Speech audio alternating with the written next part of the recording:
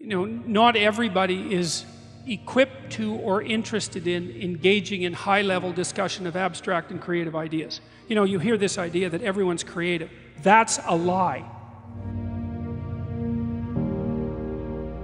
It's as straightforward as that. True creativity is very, very rare.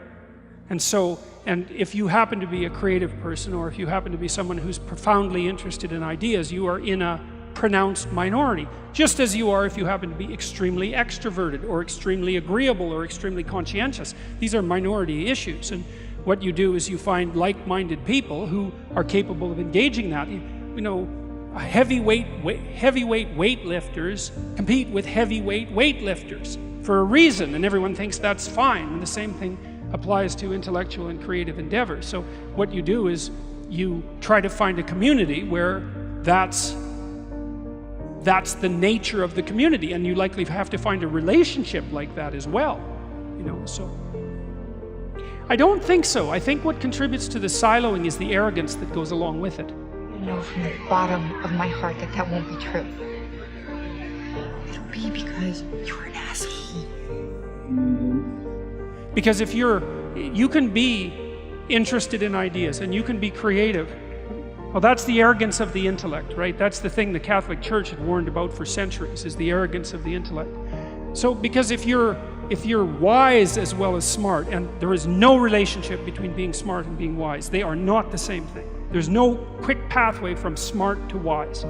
And many of the people who I've known who were very wise some of them were intellectually impaired and were still wise, So it's the arrogance that brings up the block. And I see this, for example, happening in the United States in particular, because the last time I went down there, for example, I had friends down there, and some of those friends are very, very smart people, and some of them were talking about the Trump voters, and they were talking about the Trump voters with contempt. And I thought, you better watch that, because that's 50% of the damn population. And it might be convenient to think that they're stupid and beneath you, but it's not conducive to a civil state, and there's no evidence that it's true, because there isn't a straight line between intelligent and wise.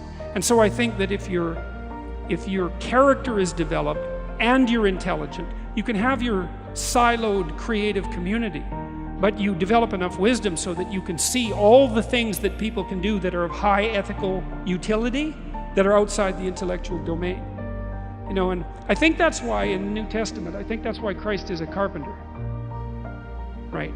Because, well, first of all, a carpenter is one of those jobs that when you're dishonest, it manifests itself immediately, because what you build falls down. And so if you're an honest carpenter, you build a good house. So there's a nice metaphor there. But it's also a warning, in some sense, against the equation of intellectual brilliance with moral superiority. And so if the intellects would drop their moral superiority, and fat chance there is of that, then the divide between the working class, say, and the elite would resolve. And there's every reason to have respect for decent working class people. I mean, it's on their labor, as the left-wingers at least hypothetically agree, that the entire edifice of the culture is resting. So you can have your cake and eat it too, but you have to not assume that your niche makes you superior. And it's very difficult for smart people, especially smart. There's this scene in Nietzsche's Since Thus Spake Zarathustra, where Zarathustra, the prophet, comes down from the mountain, and he comes into a public square, and there's this crowd around this little midget who's only about this high, who has a gigantic ear, and everyone is marveling at him. Well, that's what the modern intellect is like. It's a midget with a giant, well, mouth generally, not an ear. And the being is underdeveloped, but the intellect is hyper activated. And it makes the person extraordinarily unbalanced. And it's partly because they can't compete outside the intellectual realm. And that makes them very bitter, because they tend to think, well, God, I'm so smart, everything should just come to me. It's like, sorry, that's not how the world works. And it also, that attitude is immediately evident to people that they're talking to when they talk in the manner that they talk, if they are arrogant intellectuals of that sort. You see that in The Simpsons did a good job of that with Comic Book Guy, right? I mean, he completely useless in every possible dimension with an IQ of about 160. And it's very annoying to people who have an IQ of 160 that they can also be completely useless. But it happens a lot. How to think about motivation? We'll think about it from the hypothalamic perspective. So we could say one thing that motivation does is set goals. We could say that emotions track progress towards goals. And I'm going to use that schema even though it's not exactly right. So you say, well, motivation determines where you're going to aim. So if you're hungry, you're going to aim at something to eat.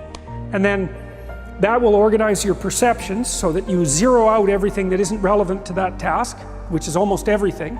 You concentrate on those few things that are going to facilitate your movement forward. When you encounter those things, that produces positive emotion. As you move through the world towards your goal, and you see that things are laying themselves out that facilitate your movement forward, those things cause positive emotion.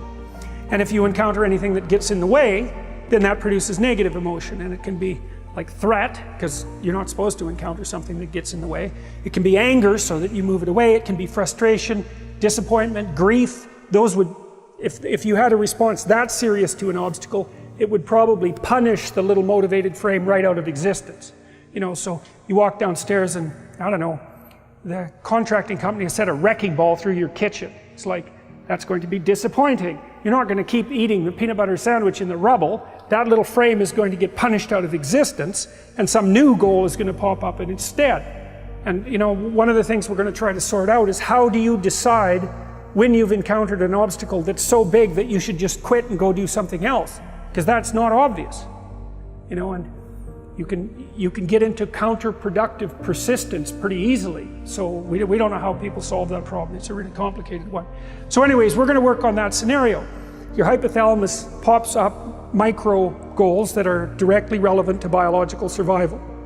That produces a frame of reference. So it's not a goal, it's not a drive, and it's not a collection of behaviors. It's a little personality. And the personality has a viewpoint, it has thoughts that go along with it, it has perceptions, it has action tendencies, all of that. You can see this in addiction, most particularly. So one of the things that you find often with people who are alcoholic is they lie all the time.